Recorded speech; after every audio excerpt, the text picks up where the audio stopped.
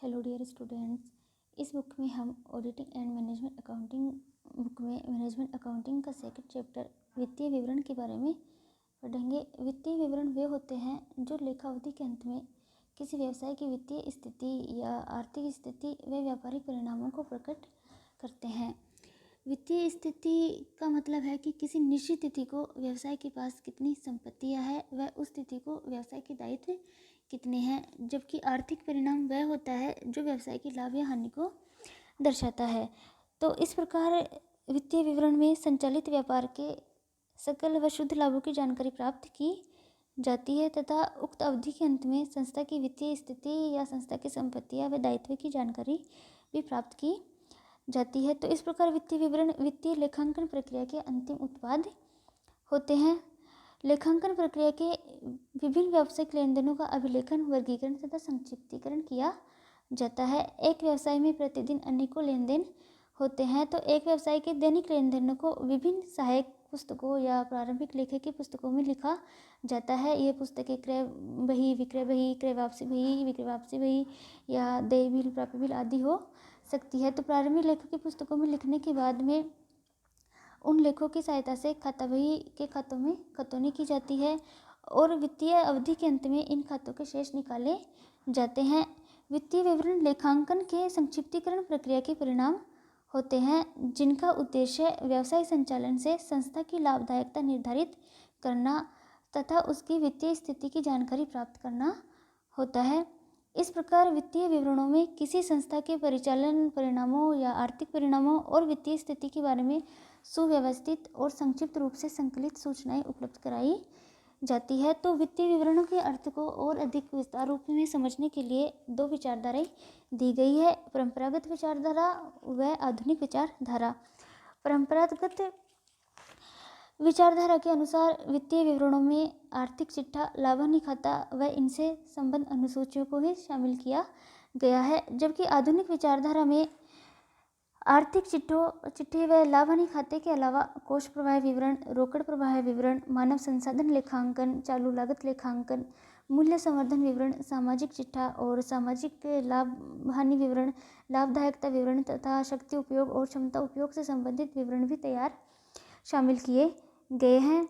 और इनके अलावा विभिन्न वित्तीय विवरण विभिन्न क्षेत्रों के लिए अलग से भी तैयार किए जाते हैं, तो उनको भी आधुनिक विचारधारा के अंतर्गत शामिल किया गया है। तो ये सब भी जो विवरण हैं उन्हें आधुनिक विचारधारा में शामिल किया गया है। तो परंपरागत विचारधारा व आधुनिक विचारधारा के अनुसार एक संस्था में प्रमुख रूप से निम्न वित्तीय विवरण तैयार किए जा सकते हैं, जैसे स्थिति विवरण या चिट्ठा या बैलेंस शीट, आय विवरण जिसे लाभ हानि खाता भी कहते हैं, कोष प्रवाह विवरण, रोकड़ प्रवाह विवरण, मूल्य संवर्धन विवरण, मानव संसाधन लेखांकन, सामाजिक चिट्ठा, सामाजिक आय विवरण या सामाजिक लागत एवं आय विवरण। ये कुछ स्टेटमेंट्स हैं जो एक संस्था द्वारा तैयार किए जाते हैं, जिन्हें वित्तीय विवरण कहते हैं। तो अब हम वित्तीय विवरणों के उद्देश्यों के बारे में पढ़ेंगे कि वित्तीय विवरण क्यों तैयार किए जाते हैं या वित्तीय विवरणों को तैयार करने का उद्देश्य क्या होता है। तो वित्तीय विवरणों का निर्माण इनके उपयोगकर्ताओं जो वित्तीय विवरणों की सूचनाओं का उपयोग करता है कि आवश्यकताओं की पूर्ति के लिए आवश्यक सूचनाएं प्रदान करना होता है। वित्तीय विवरण इनके उपयोगकर्ताओं को निर्णय के लिए आवश्यक उपयोगी सूचनाएं प्रदान करते हैं। तो कुछ उद्देश्य है जिनके लिए वित्तीय विवरणों का निर्माण किया जाता है, जैसे संस्था की सही व उचित आर्थिक स्थिति प्रस्तुत करने के लिए भी वित्तीय विवरण बनाए जाते हैं, जो चिट्ठे के द्वारा प्राप्त होता है, और संस्था का व्यापारिक परिणाम हमें लाभ हानि खाते के द्वारा प्राप्त होता है। तो चिट्ठा व लाभ हानि खाता ये सब भी वित्तीय विवरण के अंतर्गत आते हैं। और उपयोग करने वाले के लिए संस्था की लाभार्जन शक्ति का भावी अनुमान लगाने और मूल्यांकन करने के लिए आवश्यक सूचनाएं प्रदान करना भी वित्तीय विवरण का उद्देश्य होता है। संस्था द्वारा सामाजिक वातावरण को उन्नत करने के लिए किए गए कार्यों की जानकारी भी हमें वित्तीय विवरणों से ही प्राप्त होती है। और उपयोगकर्ताओं के भावी अनुमानों की विश्वसनीयता बढ़ाने के लिए जो वित्तीय पूर्वानुमान उपलब्ध होते हैं वो भी हमें वित्तीय विवरणों की सहायता से ही प्राप्त होते हैं। तो इस प्रकार कुछ उद्देश्य हैं जिनके लिए वित्तीय विवरण बनाए जाते हैं। वित्तीय विवरणों में हित रखने वाले पक्षकार जैसे विनियोजकों, लेनदारों, ऋणदाताओं, वित्तीय संस्थाओं, प्रबंधकों, कर्मचारियों, समाज आदि को आवश्यक सूचनाएं उपलब्ध करवाने के लिए भी वित्तीय विवरण तैयार किए जाते हैं। विनियोजकों में अंशधारी या ऋणदाता आदि हो सकते हैं। और तो विनियोक्ताओं के लिए भी वित्तीय विवरणों का बहुत अधिक महत्व होता है। एक बार व्यावसायिक संस्था से संबंध स्थापित हो जाने के बाद उनका हित दीर्घकालीन का हो जाता है और वे केवल शोधन क्षमता में ही रुचि नहीं लेते बल्कि संस्था की लाभार्जन शक्ति और भावी विकास में भी रुचि लेते हैं। अब है कि प्रबंधकों के लिए वित्तीय विवरण क्यों उपयोगी है। तो प्रबंधकों का कर्तव्य है कंपनी को सुचारू रूप से चलाना और भविष्य के लिए योजनाएं बनाना होता है। वित्तीय विवरणों के आधार पर ही वे ऐसा कर सकते हैं। प्रबंधक को सुचारू रूप से अपनी क्रियाओं को संपादित करने के लिए अनेक प्रकार की विश्वसनीय और सही सूचनाओं की आवश्यकता होती है। तो किसी व्यवसाय के संचालन और नियंत्रण हेतु वित्तीय लेखा उसी प्रकार महत्वपूर्ण औजार होते हैं जैसे एक सफल पोत चालन के लिए वायुमापक यंत्र या दिशासूचक यंत्र और चार्ट्स होते हैं। वित्तीय विवरण बैंकिंग संस्थाओं या वित्तीय संस्थाओं के लिए भी बहुत महत्वपूर्ण होते हैं। कंपनी को ऋण देते समय बैंक यह विश्वास प्राप्त करना चाहते हैं कि कंपनी को दिए गए ऋण पूर्ण रूप से भुगतान तिथि पर प्राप्त हो जाएंगे या नहीं। अतः बैंक तथा अन्य वित्तीय संस्थाएं ऋण देते समय कंपनी की वित्तीय स्थिति, विशेषतः साख, शोधन क्षमता तथा लाभार्जन शक्ति के संबंध में विश्लेषणात्मक सूचनाएं प्राप्त करना चाहते हैं और ये सूचनाएं वित्तीय लेखों से ही प्राप्त होती है। इस प्रकार वित्तीय लेखों का कार्य बैंकों तथा अन्य वित्तीय संस्थाओं को कंपनी की साख विश्लेषण में सहायता देना होता है।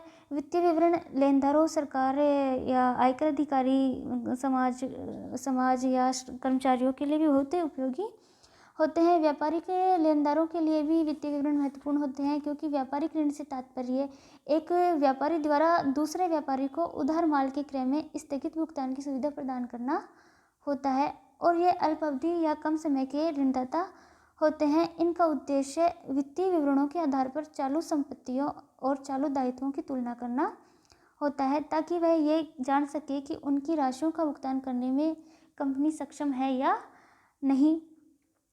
सरकार के लिए भी वित्तीय विवरण बहुत महत्वपूर्ण है। कंपनी को पूंजी प्रदान करने वाले वर्ग के हितों की रक्षा करने के लिए सरकार ने अनेक कानून बनाए हैं जिनमें से एक यह भी है कि प्रत्येक कंपनी अपने वित्तीय खातों का निर्माण व प्रकाशन सरकारी नियमन के आधार पर करे। सरकार वित्तीय विवरणों से ही इसकी जांच करती है। आजकल सरकार आर्थिक विकास में सक्रिय भाग ले रही है जिसके लिए कंपनियों के संबंध में अनेक सूचनाएं एकत्रित होती है। अतः सरकार के लिए भी वित्तीय विवरण बहुत महत्वपूर्ण होते हैं। श्रमिकों व अन्य कर्मचारियों के लिए भी वित्तीय विवरण महत्वपूर्ण होते हैं। वित्तीय विवरणों के आधार पर ही ये लोग कंपनी की प्रगति का ज्ञान है या कंपनी की उन्नति की, कंपनी लाभ पर चल रही है या हानि पर चल रही है, तो इसका ज्ञान प्राप्त करते हैं तथा अपनी मांगे प्रबंधकों के सामने रखते हैं। इनके अलावा कुछ ग्राहक या समाज सुधारक, अर्थशास्त्री व राजनीतिज्ञ लोगों के लिए भी वित्तीय विवरण बहुत महत्वपूर्ण है। अब हम वित्तीय विवरणों के गुणों के बारे में पढ़ेंगे कि वित्तीय विवरणों का उपयोग अंशधारियों, विनियोक्ताओं, वित्तीय संस्थाओं, श्रम संघों आदि द्वारा किया जाता है। इसलिए वित्तीय विवरण सरल, विस्तृत और उद्देश्यपूर्ण होने चाहिए। इसके लिए वित्तीय विवरण में जो गुण होने चाहिए उनमें है पूर्णता का गुण कि वित्तीय विवरणों में दी गई सूचना पूर्ण व स्पष्ट होनी चाहिए। अपूर्ण सूचना वाले वित्तीय विवरण अपने उद्देश्यों की पूर्ति करने में असफल रहते हैं। सूचनाओं की पूर्णता के लिए वित्तीय विवरणों में आवश्यक तालिकाएं या विवेचना, टिप्पणी और स्पष्टीकरण दिए जा सकते हैं। वित्तीय विवरणों को बनाते समय उसमें प्रासंगिकता का भी गुण होना चाहिए। कोई भी प्रासंगिक छूट की बात, जो भी वित्तीय विवरण बनाए जाए वे अपने उद्देश्यों के संदर्भ में आवश्यक सूचनाओं को प्रकट करने वाले होने चाहिए।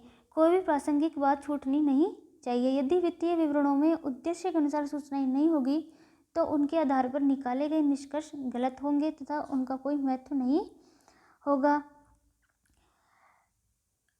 वित्तीय विवरणों का मुख्य उद्देश्य उपक्रम के साधनों और कार्यों के निष्पादन के संबंध में सूचनाएं उपलब्ध करवाना होता है। अतः इनमें दी गई सूचना सरलतापूर्वक समझ में आने वाली होनी चाहिए। अतः वित्तीय विवरणों सरल होने चाहिए। यदि वित्तीय विवरण जटिल व कठिन होते हैं तो वे महत्वहीन या उनका कोई महत्व नहीं रह जाएगा तथा इनकी उपयोगिता भी समाप्त हो जाएगी। फिर है कि वित्तीय विवरणों में दी गई सूचना से संस्था की प्रगति, संस्था की वर्तमान स्थिति तथा भविष्य का यथार्थ या सच्चा ज्ञान होना चाहिए। अर्थात वित्तीय विवरणों में सही सूचना ही दी जानी चाहिए। असत्य या गलत सूचना देने पर कानूनी दायित्व भी उत्पन्न हो सकता है। अब है वित्तीय विवरण में जो आवश्यक गुण होना चाहिए वो है तुलनात्मकता का गुण। की वित्तीय विवरण तैयार करने का मुख्य उद्देश्य तुलना करना होता है कि वित्तीय विवरण पिछले वर्षों के वित्तीय विवरण के आधार पर तुलना कर सकते हैं या किसी दूसरी कंपनी के वित्तीय विवरणों से भी उसका तुलना किया जा सकता है। तो वित्तीय विवरणों में तुलनात्मकता का गुण होना चाहिए। इसमें दी गई सूचना इस तरह की होनी चाहिए जिससे वर्तमान या चालू वर्ष की गत वर्ष या उसके पूर्व के वर्षों से तुलना की जा सके। तुलना के लिए आवश्यक होता है कि सूचनाएं मुद्रा के रूप में हो अथवा किसी अन्य समान माप जैसे किलो, लीटर, मीटर या घन मीटर में दी जाए। तो वर्तमान वर्ष या चालू वर्ष या गत वर्ष के से तुलना करने के लिए उनमें तुलनात्मकता का गुण होना चाहिए। वित्तीय विवरण वित्तीय अवधि की समाप्ति पर तुरंत उपलब्ध होने चाहिए। बहुत देरी से तैयार किए गए वित्तीय विवरण उद्देश्यहीन तथा उपयोगिता रहित हो जाते हैं। अतः वित्तीय विवरण शीघ्र तैयार किए जाने चाहिए। वित्तीय विवरण में दी गई सूचना सत्य होती है तो वित्तीय विवरण अधिक विश्वसनीय होते हैं। अतः विश्वसनीय वित्तीय विवरण ही निर्णय के लिए प्रयोग किए जाने चाहिए। फिर है विश्लेषणात्मकता का गुण भी वित्तीय विवरण में होना चाहिए। यदि वित्तीय विवरण किसी तथ्य को प्रकट करने वाले न हो बल्कि उसके कारणों को भी व्यक्त करने वाले होने चाहिए। जैसे कि संस्था का लाभ बढ़ा है तो उसके कारण क्या है, तो यह सब वित्तीय विवरणों से ही ज्ञात होता है। अतः वित्तीय विवरणों में अतिरिक्त सरलता तथा महत्वपूर्ण तथ्यों पर शीघ्र ध्यान आकर्षित करने के गुण भी होने चाहिए।